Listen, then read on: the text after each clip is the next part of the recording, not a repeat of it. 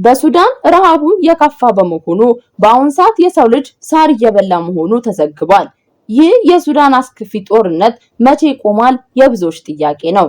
የአልቡርሃን መንግስት ግን ታላቅ ድልን እንደተቀዳጀ በመግለጫው አሳውቋል።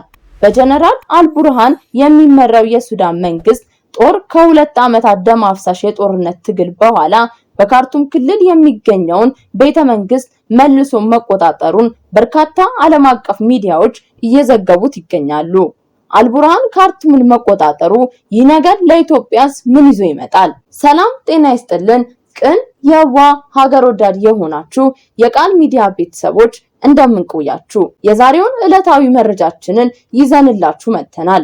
መርሃ ግብራችንን ከመጀመራችን በፊት ይህን ቪዲዮ ላይክ፣ ሼር በማድረግ ለሁሉም እንዲደርስ እንድታጋሩልን በአክብሮት እየጠየቅን ለዚህ ቻናል አዲስ ከሆናችሁ ሰብስክራይብ በማድረግ ይህንን ድንቅ ቤተሰብ እንድትቀላቀሉ በአክብሮት ጠየቅኩኝ።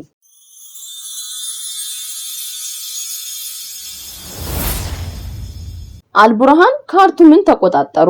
ይህ ነገር ለኢትዮጵያ ምን ይዞ ይመጣል? አሁን ላይ የተባበሩት አረብ ኤምሬትን ጨምሮ የሚያበሳጭ ድል የአልቡርሃን መንግስት ማስመዝገብ ችሏል። አልቡርሃን የተባበሩት አረብ ኤምሬትን መንግስትና የተባበሩት አረብ ኤምሬት አጋር የሆነችውን ኢትዮጵያን እንዲሁም ኬንያን እፋረዳቸዋለሁ እያሉ እየዛቱ ነው። አልቡርሃን በተለይ ጠቅላይ ሚኒስትር ዶክተር አብይን ክፉኛ እየወቀሱ ነው። ጠቅላይ ሚኒስትር ዶክተር አብይ አህመድ ከተባበሩት አረብ ኤምሬት ጋር በመሆን ከጀርባቸው አድርገው ይመለከቷቸዋል። የዛሬውን አያርገውና አልቡርሃንና ጠቅላይ ሚኒስትር ዶክተር አብይ አህመድ ፍቅር ነን ብለው ነበረ። በተደጋጋሚም አልቡርሃን አዲስ አበባ መጥተው ነበረ። ጠቅላይ ሚኒስትር ዶክተር አብይ አህመድ እኔ የዓለም የሰላም ሎሬት በመሆኔ የሱዳንን የእርስ በርስ ጦርነት ማስቆም ችላለሁ በማለት ለተለያዩ ዲፕሎማቶች ይናገሩ ነበረ። የሱዳንን ጦር ለማስቆም በማሸማገልም የግል ጥረታቸውን አድርገው እንደነበረ የቅርብ ጊዜ ትውስታችን ነው። የሱዳንን ጦርነት ለማስቆም በአዲስ አበባ ከተማ ውይይት ማድረግ ተችሎ እንደነበረ ማስታወስ እንችላለን። ሆኖም ግን ጠቅላይ ሚኒስትር ዶክተር አብይ አህመድ እንዳሰቡት አልሆነላቸውም። የሱዳን ጦርነት በውስጥ ውጥን ጉዳዮች ያሉበት በመሆኑ በቀላሉ የሚቆም አልነበረም። በሱዳን ጦርነት ውስጥ እነ አሜሪካ፣ እነ ሩሲያ፣ እነ ኢራን ጭምር ያሉበት ጦርነት ነው። ጠቅላይ ሚኒስትር ዶክተር አብይ አህመድ ሱዳንን ከ2 ዓመት በፊት ወደ ጦርነት ስትገባ ለሱዳን ተፋላሚ ኃይሎች መግለጫ በመስጠት ከእርስ በርስ ግጭት እንዲቆጠቡ አሳስቦ እንደነበረ የምናስታውሰው ነገር ነው። ጠቅላይ ሚኒስትር ዶክተር አብይ አህመድ ለሱዳን ብቻ ሳይሆን ለዩክሬንና ራሽያ ማሳሰቢያ ሰጥተዋል። የኢትዮጵያ ጠቅላይ ሚኒስትር ዶክተር አብይ አህመድ የዩክሬን ጦርነት ሲቀሰቀስም የሰላም ጥሪ አቅርበዋል።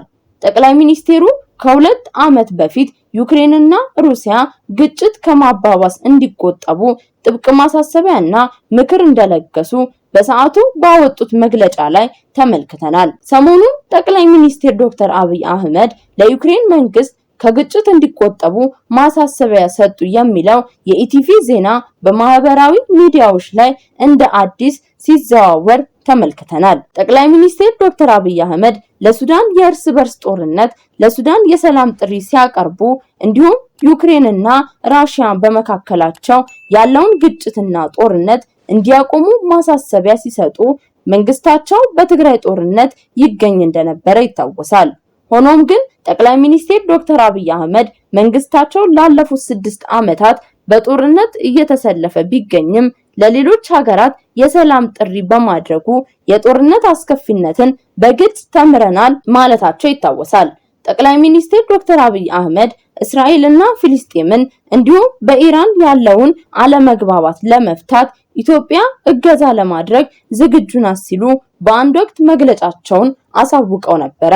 ጠቅላይ ሚኒስትር ዶክተር አብይ አህመድ በሱዳን ጉዳይ፣ በዩክሬን ራሽያ ጦርነት ጉዳይ እንዲሁም በእስራኤልና በኢራን አለመግባባት ጉዳይ የሰላሙን ጥሪ የሚያቀርቡበት በቂ የሆነ የጦርነት ትምህርት ስለወሰድን ነው በማለት ተናግሯል። በቅርቡ በህዝብ ተወካዮች ምክር ቤት ውስጥ እኛ የሰላም ጥሪ የምናቀርበው በጦርነት በቂ የሆነ ትምህርት ስላገኘን ነው ብለዋል። ሆኖም ግን የጠቅላይ ሚኒስትር ዶክተር አብይ አህመድ የሰላም ጥሪ እንደ ዕድል ሆኖ አልተሳካም።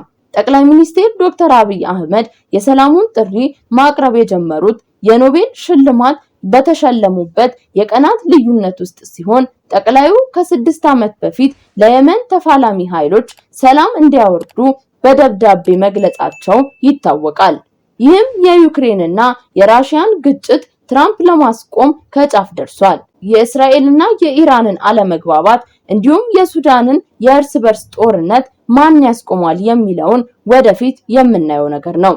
በቅርቡ በአፍሪካ ህብረት አዳራሽ በተባበሩት ኤምሬት ዋና አጋፋሪነትና በጠቅላይ ሚኒስትር ዶክተር አብይ አህመድ ተባባሪነት ለሱዳን ህዝብ እርዳታ የማሰባሰብ መርሃ ግብር ተካሂዶ ነበረ።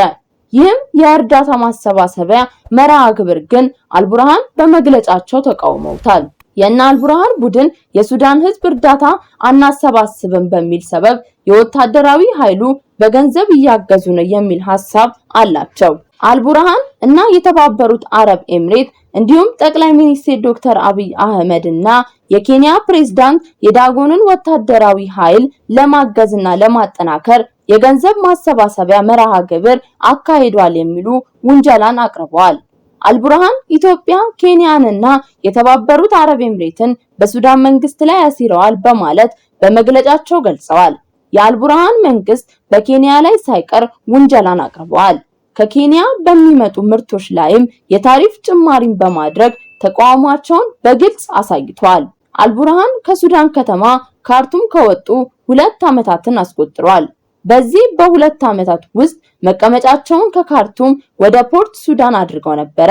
አልቡርሃን የእሳቸውን መቀመጫ ከካርቱም ወደ ፖርት ሱዳን ሲያደርጉ የኢትዮጵያ አየር መንገድ ወደ ፖርት ሱዳን በረራ ጀምረው ነበረ። የኢትዮጵያ አየር መንገድ ወደ ፖርት ሱዳን በረራ መጀመሩን ተከትሎ አየር መንገዱ ፖለቲካ ውስጥ ባይገባ መልካም ነው የሚል ቅሬታ አቅራቢዎች በርካታ ነበሩ። አሁን ግን አልቡርሃን በኢትዮጵያ መንግስት ላይ እምነት እንዳጡ ከሚሰጧቸው መግለጫዎች ላይ መረዳት እንችላለን። በተለይ በአፍሪካ ህብረት በተሰበሰበ የገቢ ማሰባሰቢያ መርሃ ግብር ላይ ኢትዮጵያ 15 ሚሊዮን ዶላር እርዳታ መስጠቷን አልቡርሃን በጽኑ ያወግዙታል። ሱዳንም በአዲስ አበባ ከጠቅላይ ሚኒስትር ዶክተር አብይ አህመድ ጋር በመሆን ገንዘቡ ያሰባሰበችውን የተባበሩት አረብ ኤምሬትን በዓለም አቀፍ የጦር ፍርድ ቤት በጦር ውንጀላነት በቅርቡ ከሳታለች። በሱዳን ረሃቡ የከፋ በመሆኑ በአሁን ሰዓት የሰው ልጅ ሳር እየበላ መሆኑ ተዘግቧል። ይህ የሱዳን አስከፊ ጦርነት መቼ ይቆማል? የብዙዎች ጥያቄ ነው። የአልቡርሃን መንግስት ግን ታላቅ ድልን እንደተቀዳጀ በመግለጫው አሳውቋል። በጀነራል አልቡርሃን የሚመራው የሱዳን መንግስት ጦር ከ2 ዓመት ደም አፍሳሽ የጦርነት ትግል በኋላ በካርቱም ክልል የሚገኘውን ቤተመንግስት መልሶ መቆጣጠሩን በርካታ ዓለም አቀፍ ሚዲያዎች ዘግበዋል። በሁለቱ መካከል ሲካሄድ በቆየው ጦርነት የሱዳን ፈጥኖ ደራሹ ዋና ከተማዋን ካርቱምን ከነ ቤተመንግስቱ ከተቆጣጠረ 2 ዓመት አስቆጥሯል። ብዙዎች ቤተመንግስቱን ተቆጣጥሮ መንግስት መመስረት ያልቻለው ወታደራዊ ኃይል እያሉ ተችተውት እንደነበረ እናስታውሳለን። ዛሬ በወጣው መረጃም የሱዳን ጦር በካርቱም የሚገኘውን ፕሬዝዳንታዊ ቤተመንግስት ከተቀዳጁ የፈጥኖ ደራሹና በማስለቀቅ በቁጥጥር ስር ማዋሉን ወታደራዊ መሪው ነቢል አብዱላ በደስታ ስሜት ታጅበው ገልጸዋል። ይህንንም ተከትሎ ከረጅም ጊዜ በኋላ የተገኘ ድል በማለት በተለያዩ ማህበራዊ ሚዲያዎች ላይ በስኬቱ የተደሰቱ ወታደራዊ ኃይሎች መሳሪያቸውን ወደ ላይ ሲያውለበልቡ ተንበርክከው ሲያመሰግኑ ያሉበት ፎቶ በቢቢሲ መታየቱ ይታወቃል። ውድ የቃል ሚዲያ ቤተሰቦች ለዛሬ ያዝንላችሁ ዕለታዊ መረጃችን ይህንን ይመስል ነበረ። እስከ ፕሮግራማችን ፍጻሜ ድረስ አብራችሁን ስለቆያችሁ እያመሰገንኩኝ ሰናይ ጊዜን ተመኘው ከቃል ሚዲያ።